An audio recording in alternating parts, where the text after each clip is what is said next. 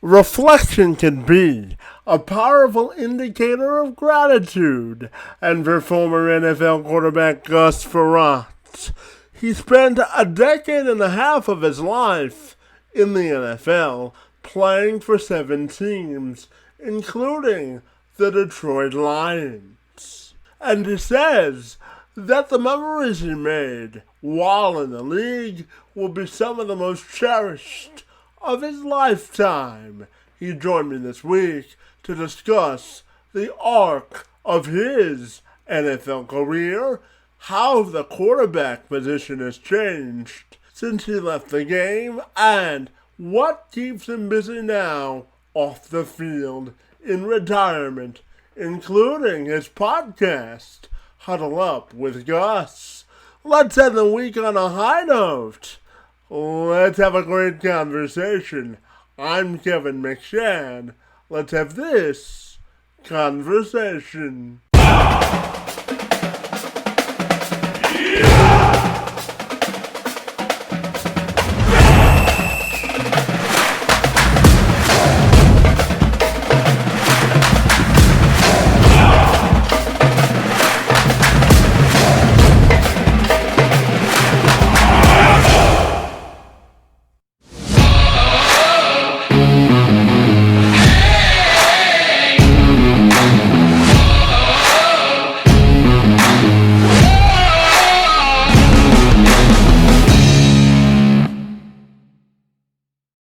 Appreciate it.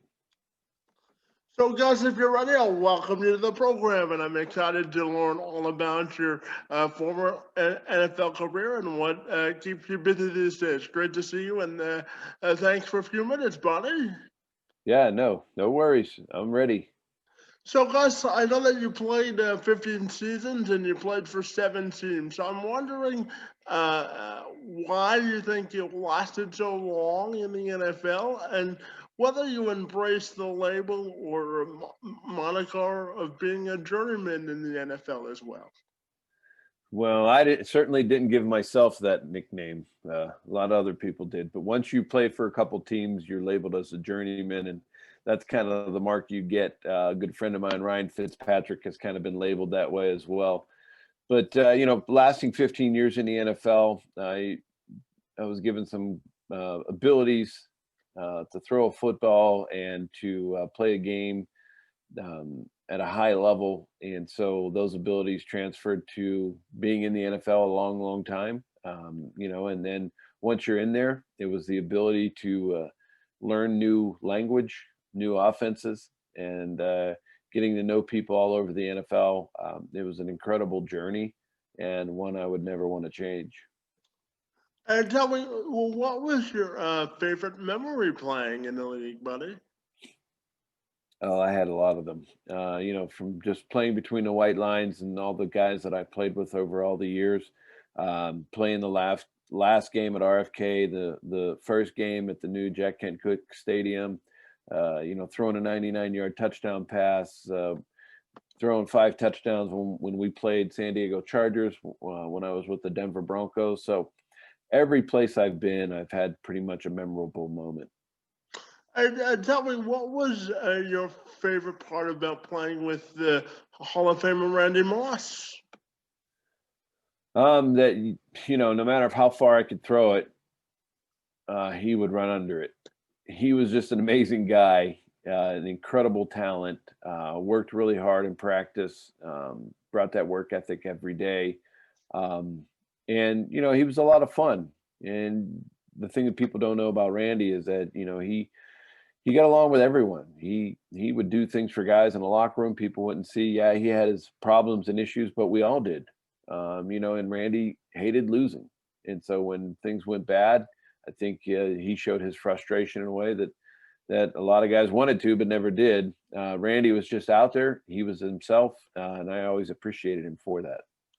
And Gus, I know that you spent some time playing with the Lions, and I live in Windsor, which is the city right across the river from Detroit. So I'm wondering what you remember most about shooting up for the Lions. I love the Lions. I wish I could have played there my whole career. It was it was a great team. We had a wonderful group of guys. um, offense, defense, special teams. We all got along. We had a great training camp to start with. There's just I think it was the team.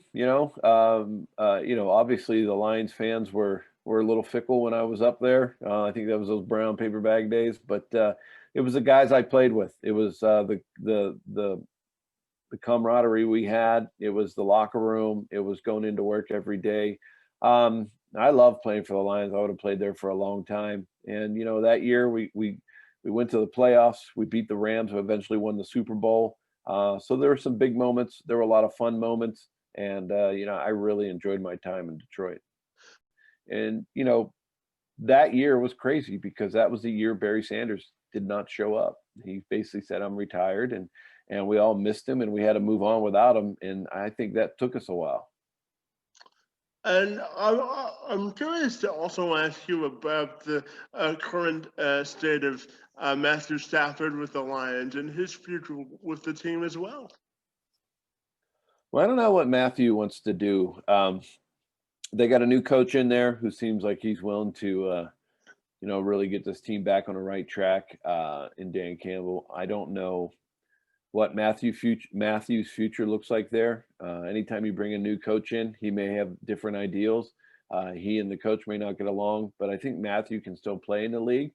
It looks like he can still run around. I think Matthew's made enough money. I think he's been through several injuries. And it all depends. The older you get, the harder it is, and sometimes getting hit on that turf all the time is not a lot of fun. But maybe he wants to take his skill set to another team, like a lot of quarterbacks have. I'm not sure. And I'm curious to know about your podcast, Huddle Up with the Gus, and the message that you try to send through what you deliver on your platform, bud.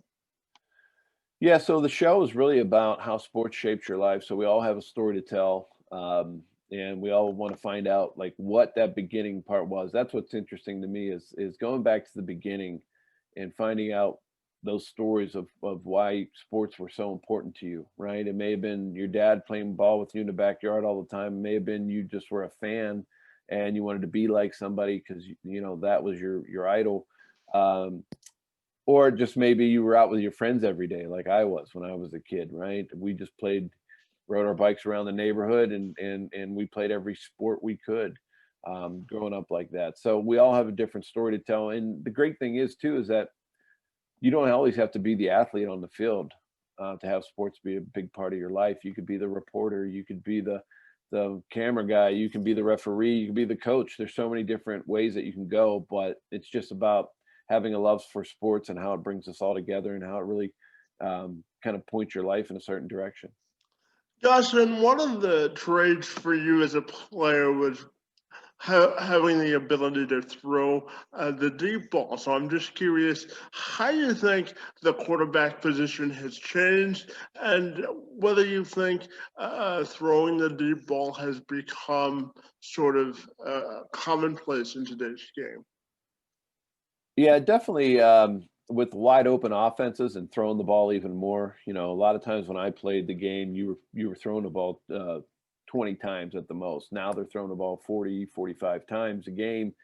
And when you do that, you have a tendency to put the defense in bad positions a couple times and you can get the ball downfield. But we know that if some of the real key measurements that they look at in the NFL for the 15 plus completion yards and how many times that you can get those yards in a game, that really ups your averages of winning.